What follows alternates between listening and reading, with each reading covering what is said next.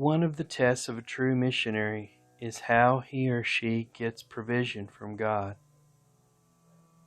For about 15 years, I traveled into remote unreached people groups to see firsthand if there was any presence of Christianity.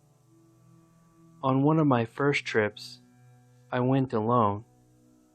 I arrived at the market town near the people group, and a man came up to me and asked if I was a Christian. When I said yes, he was overjoyed and invited me to his house for breakfast. This was God's provision for my bread. I got bread along the way. When we had finished eating and talking for a while, he accompanied me back to the market and was kind enough to purchase a shoulder bag for me. Here was God's provision for my bag. This I had also gotten along the way.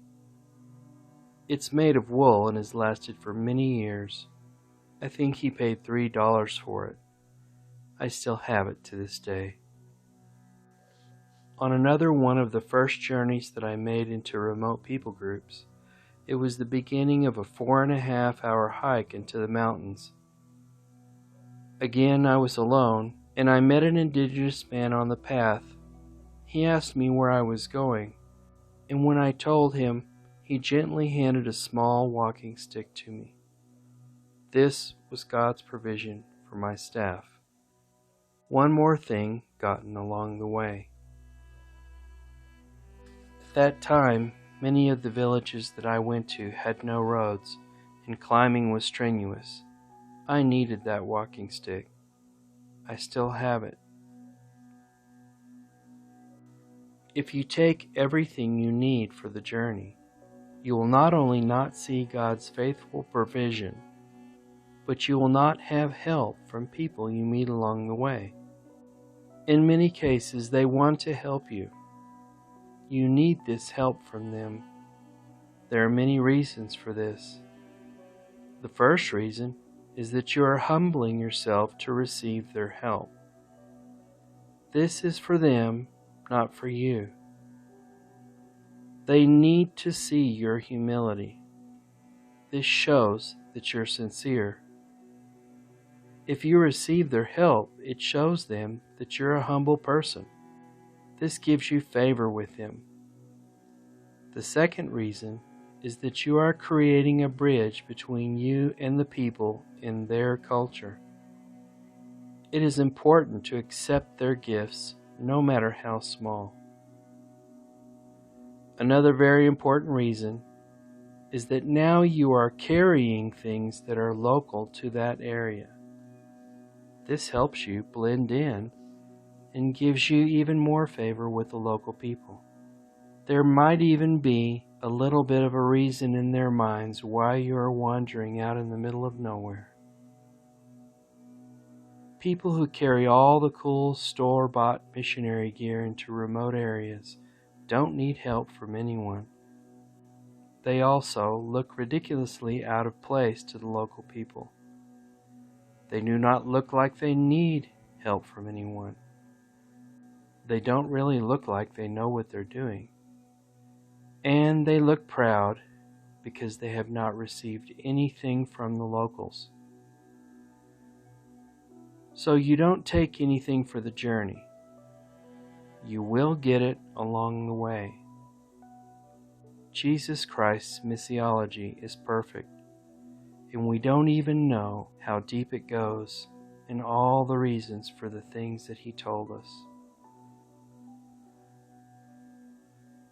You might have to walk very far to find these men and women of peace, but they exist in almost every part of the world. They will help you.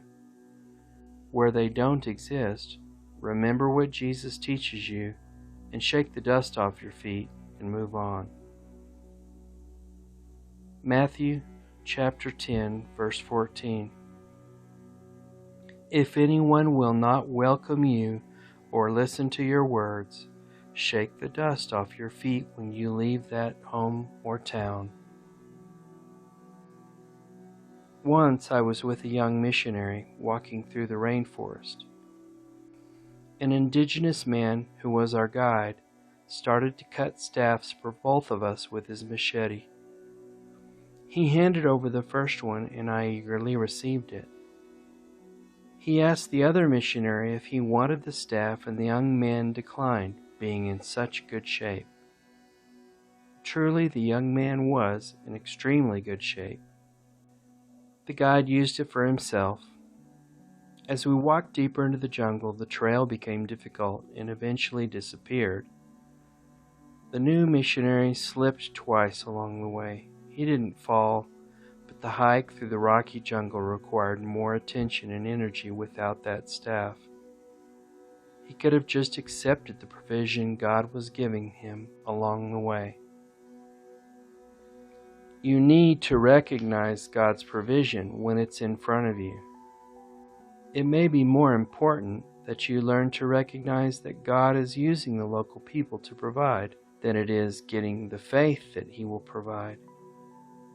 God's going to provide whether you have faith or not. God isn't trying to teach you faith. You will eventually learn the faith part. If you are going, you are already showing faith. The important thing is to take the help from the local people. If you don't recognize that God is using the local people, you may have closed your own missionary doors. If you take nothing for the journey, you are forced to accept the provision from them, and to be humbled, and to blend in, or at least look like that you should be out in the middle of nowhere. If people are going to give you something, take it, even if you don't think that you need it. They are trying to help you, and you should humble yourself and take it as a gift. In some cultures, you will deeply offend the people if you don't receive what they give to you. Just like the young missionary offended the indigenous man in the rainforest. Take everything given to you, even if you think you will never use it. Hold on to it for a few days, and you might find that you do need it. I was talking to the director of a missions agency for a large denomination, and I asked him how God provided for him when he was a new missionary. He said that he and his wife went to a city where there were no other Christians. They went with no monthly support and no backing from their local congregation. At that time, there was no mission agency within their denomination. He told me that he and his wife just felt compelled to go. This was 40 years ago, and the city was very hard and resistant to the gospel. The new missionary couple was surprised when unbelievers brought them food to help them out.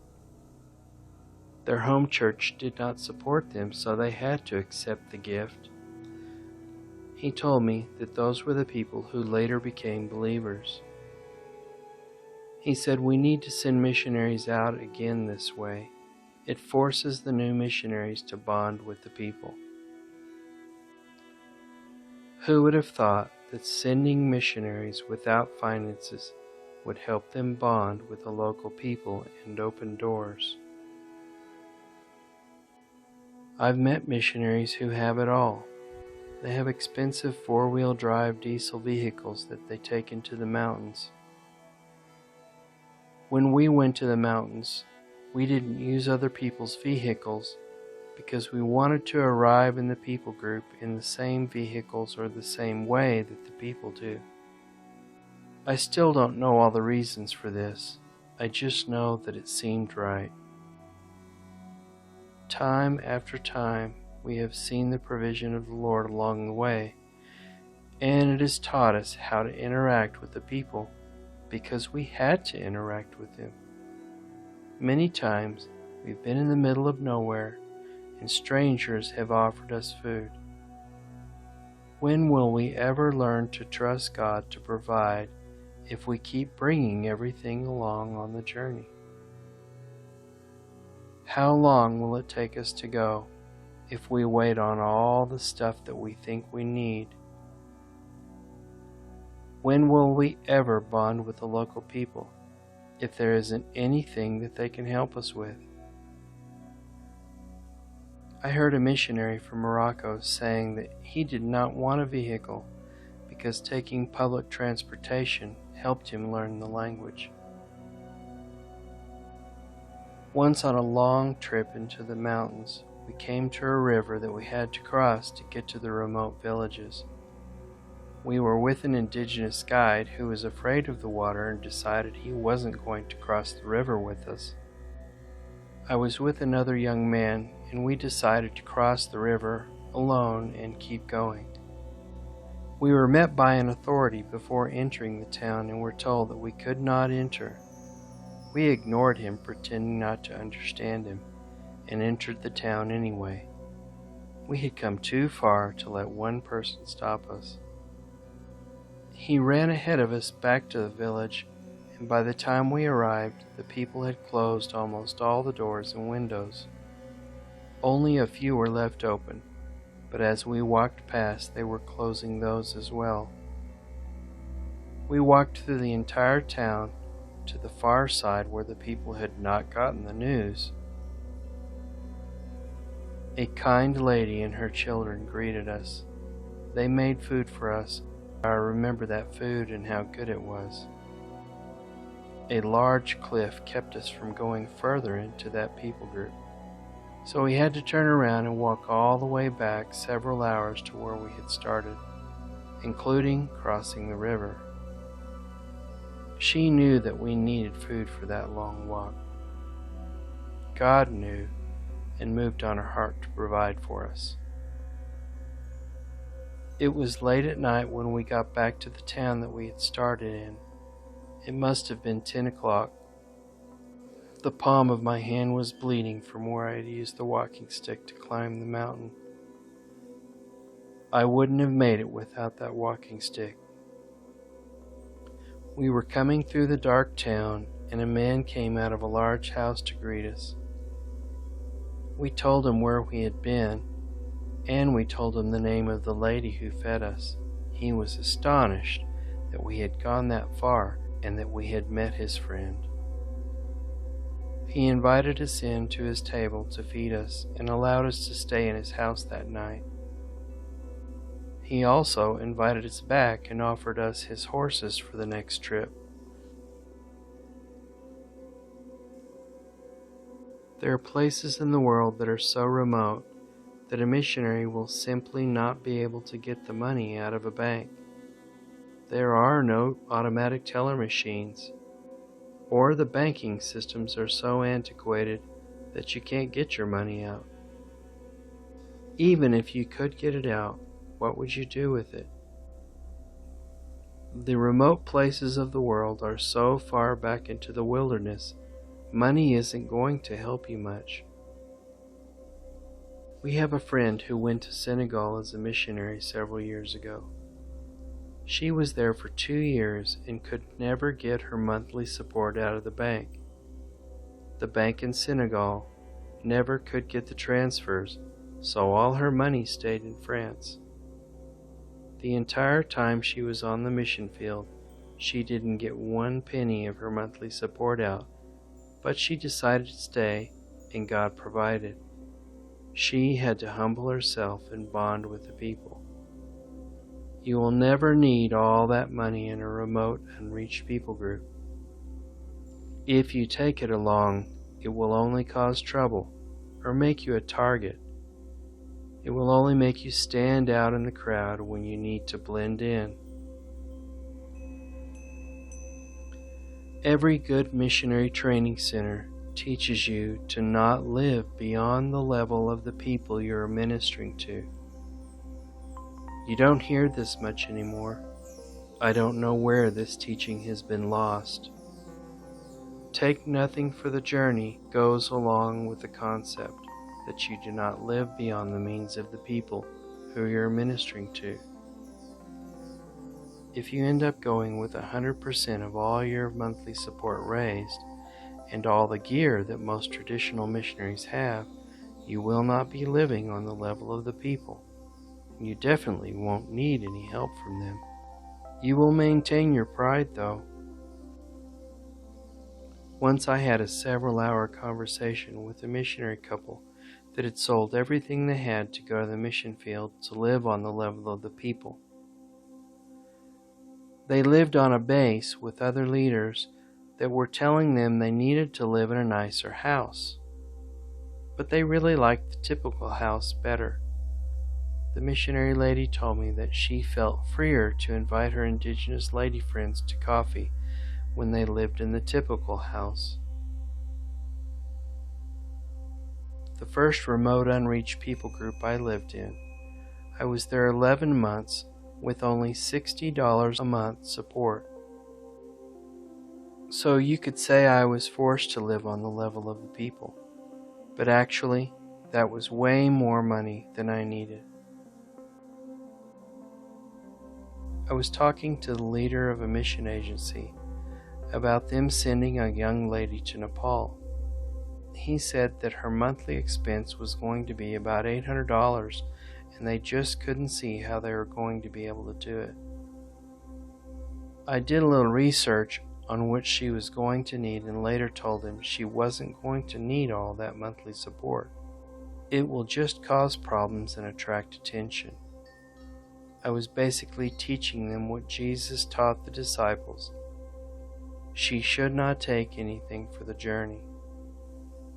Many of these support levels are estimated for people who go to the mission field with way more support than they really need. We might better listen to Jesus. It doesn't sound like that He's giving us an option here. The less you take on the mission, the more obedient you will be to Jesus' teaching. I was taught by my missionary pastors never to build up a ministry on how much monthly support you have today, because that level of support might not be here tomorrow. They also told me that I should build a ministry on the least amount of money needed so that it is reproducible by the local people I'm discipling. They also said, never build a ministry around the support of one big church, because they are unfaithful. They cut their missions budget often and for many reasons, especially when they need to build a new building. I was teaching in a missionary training center and encountered a young couple who were planning to work among a remote unreached people group. The young man told me that when they first arrived, their church had pledged to support them monthly. After they were settled in, they got a call from their church saying that their support was dropped. The young man told me that he had been reading the verses in Luke chapter 9, that they should take nothing for the journey. When he told me this, they were finishing week 10 of a 12-week course. God provided along the way. Here's another lesson you hear taught in a good missionary training center. Don't use money to buy people's participation in the ministry. A long time ago, they used to call these rice Christians. The local people would come to your church or your discipleship as long as there was a bag of rice, or money, or something. If the missionary doesn't have the rice or the money, they go home. They don't come. If you don't use money or things to coax your people into coming to your ministry, you won't be creating dependency. They won't be depending upon you for their rice or their provision. If the missionary's working to make their own way or to make their own money on the field, the people won't perceive them as being missionaries. A long time ago, many of us volunteered to serve without pay. I don't remember getting many gifts of finances from those old school volunteer ministries. If Jesus is telling you to take nothing for the journey, He is not offering to pay you or your disciples. Don't worry, you won't lack anything. Matthew chapter 19, verse 29. And everyone who has left houses, or brothers, or sisters, or father, or mother, or children, or fields for my sake, will receive 100 times as much, and will inherit eternal life.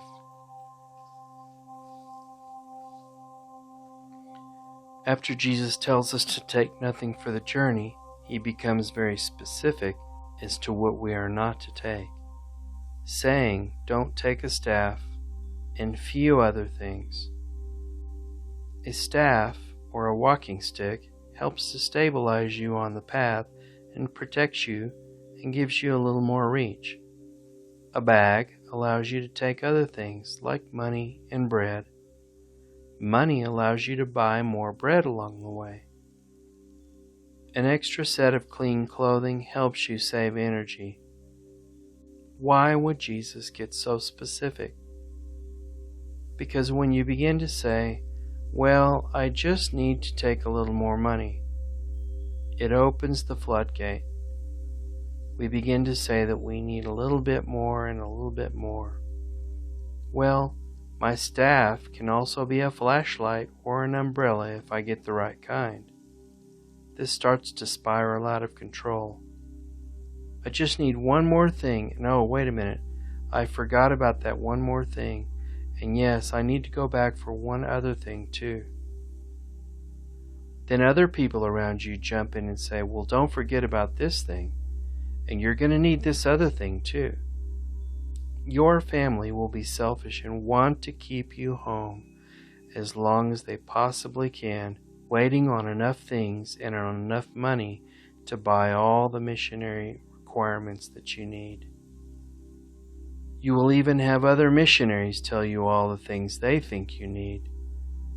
You know things have spun wildly out of control when by the time you get ready to go to the mission field, you have a master's degree in theology along with $4,500 monthly support, full medical, dental, life insurance, a 4x4 vehicle with GPS, and your children are in the best schools with brand new uniforms. You have a special fund set up with money being drawn out of your monthly support in the event that your refrigerator goes out, or if there's a coup or a disaster and you need to get your family out of a dangerous situation. You also have a contingency plan for kidnapping, and the list goes on and on. You even have to be in perfect physical health and pass a psychological exam. If you meet all these requirements, you have bought so much stuff with what you have, you will have to rent a huge house to put it all in. You don't find huge rent houses in remote areas. You will be forced to live in a modern city in a situation that's far above the level of the people whom you are ministering to. Remote unreached people groups are remote from big modern cities. All this stuff literally hinders us from getting far enough out to be in a remote unreached people group. It also hinders the missionary from staying long term. Some don't ever make it to the mission field because they could not raise the startup fund. The startup fund is the amount of money you need to get settled in on the mission field. It is separate from your monthly support. Luke chapter 10, verse 4. Do not take a purse or bag or sandals, and do not greet anyone on the road. Modern missionaries travel across the world to make a little home away from home, and because of it, we never really fully adapt to the culture. We grow tired of the mission field not being enough like home, and eventually we leave. The few missionaries who happen to go to remote unreached people groups don't stay very long because they just can't make it a little home away from home. It's just too remote to sustain their former way of living.